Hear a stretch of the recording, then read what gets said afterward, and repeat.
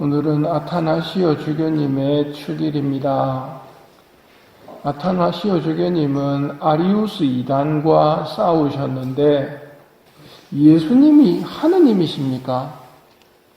이 질문에 예수님은 하느님이십니다 하고 가르치는 신부님이 있습니다.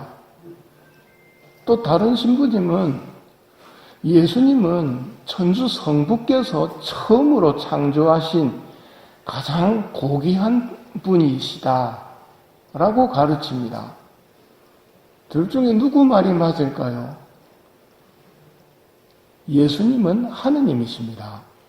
니케아 신경 어느 부분에 해당되느냐 하면 창조되지 않고 나시어라는 부분이 있습니다. 그게 정통신앙입니다. 아타나시오 주교님이 싸운 거는 창조되지 않고 나시어라는 이 부분을 위해서 싸우신 겁니다. 그런데도 창조되었다라는 아리우스 이단 상당히 기세가 등등했습니다. 왜 사람들이 그 말을 믿었을까요? 아리우스가 신부님이었기 때문입니다. 이 신부님은 이렇게 말하고 저 신부님은 저렇게 말하고 할 때 여러분들은 판단 기준이 뭡니까? 판단 기준이 여러분 분명해야 됩니다. 성모께서 가장 사랑하시는 당신 사제들에게 그 책 읽고 다락방 기도하시는 분들은 기준을 아시지요? 교황님입니다. 내가 이 반석 위에 내 교회를 세울 터인즉 하고 예수님의 교회는 베드로라는 반석 위에 세워졌거든요. 그래서 베드로 교황님이 기준입니다. 베드로 교황님의 가르침이 무언가 궁금하면 가톨릭 교리서라고 두꺼운 책이 있다고 말씀드렸죠. 그 책이 정통신앙을 이야기해주는 책입니다. 그런데 불행히도 당시에 황제가 아리우스 신부님 편을 들어버립니다. 그래가지고 아타나시오 주교님은 숱하게 추방당합니다. 5번이나 추방을 당합니다. 추방당했다가 다시 또 잠잠해지면 들어오시고 다시 추방당했다가 들어오시고 추방당했다 와서 보니까 사람들이 어떤 교리에 대해서 이야기를 하는데 이상한 이야기를 하는 겁니다. 어디서 그런 걸 봤냐니까 이 책이라면서 보여주는데 성경책이 지금처럼 한 권이 아니었거든요. 다 낙권이었습니다. 성경도 있고 외경도 있었습니다. 외경은 진리에 가짜들이 배어 있는 게 외경입니다. 근데 그 당시는 정경과 외경이 구분이 안 됐습니다.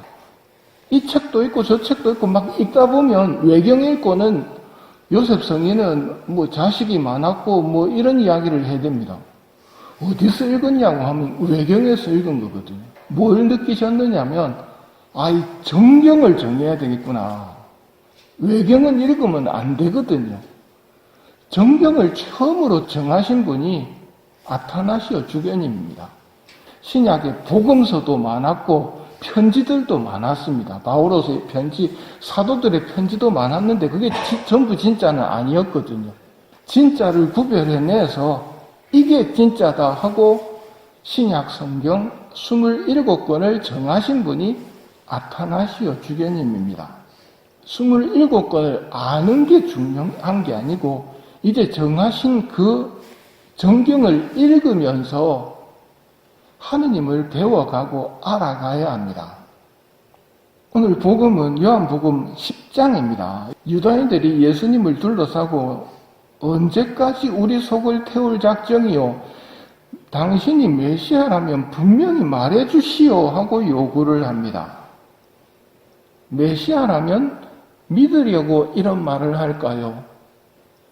바로 앞에 9장을 보면 답이 나옵니다. 바로 앞에 9장에서 예수님께서 태생소경의 눈을 뜨게 하십니다. 그러자 태생소경부터 시작해서 예수님이 메시아라고 이야기를 합니다. 유다인들은 매우 듣기 싫어합니다. 그리고 이런 결정을 합니다.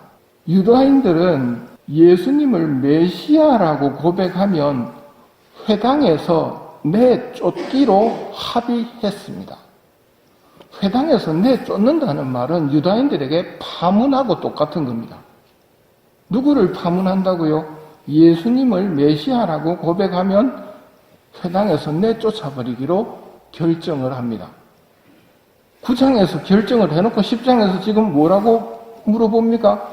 메시아라면 분명히 말해주시오. 이 말은 내쫓기 위해서 미끼를 들이우고 있는 겁니다. 성경을 읽으면서 이런 대목에서는 예수님의 마음이 어땠을까를 헤아려 보셔야 됩니다. 태생소경을 고쳐줬는데 내쫓기로 합니다. 사람의 마음속을 다 아시는 예수님은 이런 사람들에게 굉장히 시달리셨습니다. 그래서 예수님이 정말 좋아했던 사람들이 어린이들입니다. 순박한 마음, 순수한 마음, 두 마음 같지 않은 예수님께서 좋아하시는 신자들의 마음이 어떤 마음이냐면 단순한 마음입니다. 순수한 마음. 그런 순수함을 지닌 마음을 예수님은 참 좋아하십니다. 메시아면 메시아라고 이야기해달라고 요구하자 예수님께서 이렇게 말씀하십니다. 내 아버지의 이름으로 하는 일들이 나를 증언한다. 내가 메시아다. 메시아가 아니다. 예수님은 하느님이다. 하느님이 아니다. 말로 한다고 해가지고 그게 진짜인지 가짜인지 구별이 됩니까? 안 되죠. 그래서 증거를 보이시는 게 내가 하는 일을 봐라. 태생소경이 눈을 떴다. 저게 아버지께서 하시는 일인데 그 일이 나를 설명한다라고 말씀을 하시는 겁니다. 누가 메시아신가? 그런데도 태생소경이 눈을 떴는데도 믿지 않는 것은 너희가 내 양들이 아니기 때문이다 라고 하시며 내 양들은 내 목소리를 알아듣는다. 나는 그들을 알고 그들은 나를 따른다.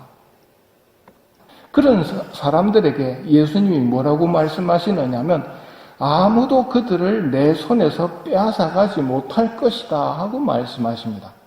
정말 마음 든든한 말씀입니다. 아무도 그들을 내 손에서 빼앗아가지 못할 것이다. 내 양들을 누구도 빼앗아가지 못한다. 이렇게 말씀하시는 분이 하느님이신 예수님입니다. 하느님께서 말씀하십니다. 하느님보다 더 센 사람은 없습니다. 근데 하느님이 아무도 그들을 내 손에서 빼앗아가지 못할 것이다. 이렇게 말씀하시면서 나에 대한 사랑을 드러내시는 겁니다. 이런 사랑을 받고 있다면 우리들이 해야 할 일은 예수님께서 너무도 당신을 잡아 넣으려고 하는 악하고 위선적인 사람들에 둘러싸여져서 상처받고 계신 그 마음을 내가 좀 위로해드려야 됩니다. 순수한 사랑으로. 미사마치고 침묵을 강조하는 이유가 내 안에 오신 예수님을 이제는 내가 사랑의 마음으로 꼭 안아드리고 있으면 됩니다. 굳이 말을 많이 할 필요가 없습니다. 그러면 꼭 안아드리고 있을 뿐인데 예수님이 나를 치유해 주신다는 말입니다. 이 침묵 시간을 잘 활용해 보시기 바랍니다.